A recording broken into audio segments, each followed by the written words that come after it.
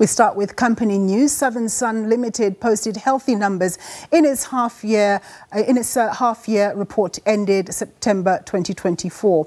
It reported revenue up 6%, just shy of 3 billion rand, and EBITDA up 10%, while adjusted headline earnings per share rose by 31% to 332 cents.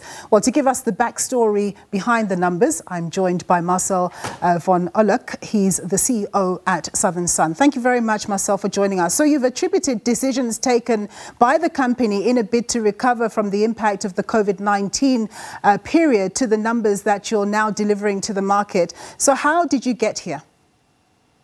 Obviously, COVID was a devastation on the hospitality industry. We all remember how the world shut down and we had 100 hotels and everything was closed. But we did a lot of restructuring in that period. And what you're seeing now is like a much more efficient group. So we've got a situation where relatively modest revenue growth. We did overall 6%, translates into eventually 39% up at the bottom line. And it's a combination of cost restructuring, getting the structure right, brought our debt levels down dramatically, and then a big share buyback we did last year. So these are all, the 6 months was a good 6 months. It is our winter period, so it's a tough time. But the results are I guess, flattered or more indicative of work that was done 3 years ago more than what was done in the last 6 months. Yeah. So you indicate that your occupancy rates now stand at 58.9%, up nearly a few percentage points on the year before. Yep. What have your observations been in terms of domestic and international visitors? So as I said, the first 6 months is our winter period, so it's a harder 6 months, but it showed that growth, and we're seeing that going forward. So we think we're going to finish the year in the early 60s, maybe 61, 62 occupancy versus a 58 last year. There's good demand for South Africa. Your Cape Town story is where if you've got good hotels in Cape Town, you look very clever at the moment. It's had extremely strong demand. We've seen months where us as a group, and we by far the largest operator in Cape Town, have been in the high 70s occupancy. The convention centres are strong, both Sandton and Cape Town. Your international inbound is very strong, business and leisure tourism. And you're seeing a recovery in the Joburg business tourism, but for the big exhibition type business. The really only downside has been Durban's had a tough 6 months, reliance on government convention business and so on. You're not getting that same traction in the Durban market as what you're getting elsewhere. But even that, we're seeing sort of sparks of that turning. It's a small example, but we had our summer sale recently and our Durban demand was up 20%. So we do see both local and international travel recovering nicely. Yeah. So when you look at the current macroeconomic situation of the country, are you optimistic about the future of tourism and in turn greater demand for your offering? Yeah, I think so. South Africa is on a good path at the moment. Cape Town is exceptionally good. It's done very well in positioning itself as a global destination.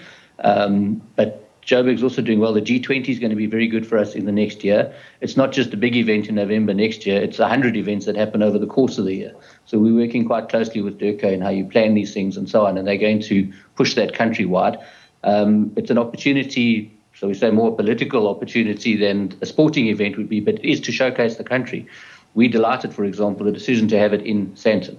Cape Town does not need another big event in November. It's full. You'd have just been displacing what was there.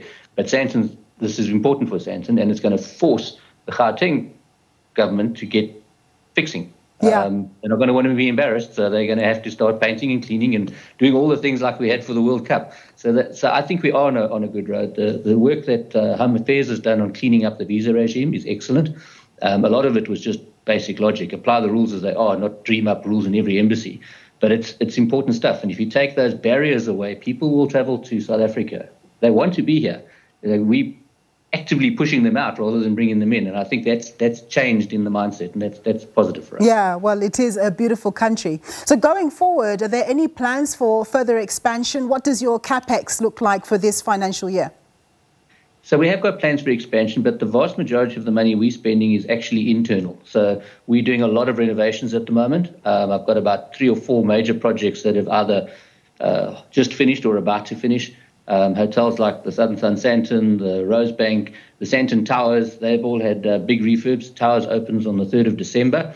We've taken a view, we've got an irreplaceable portfolio. If I gave you 30 billion rand in 10 years, you couldn't build what we've got. And putting money into that, renovating it outright, we think is good spend rather than building additional stock. and getting more out of what we've got. I'm in the Cullinan in Cape Town at the moment, and this hotel's just had a refurb. We closed it for a month in June this year, and it looks spectacular. So we're spending a lot of internal focus like that, and it seems to be paying off. Excellent. Thank you so much, Marcel, for your time and insights there. Marcel van Olik, he's the CEO of Southern Sun.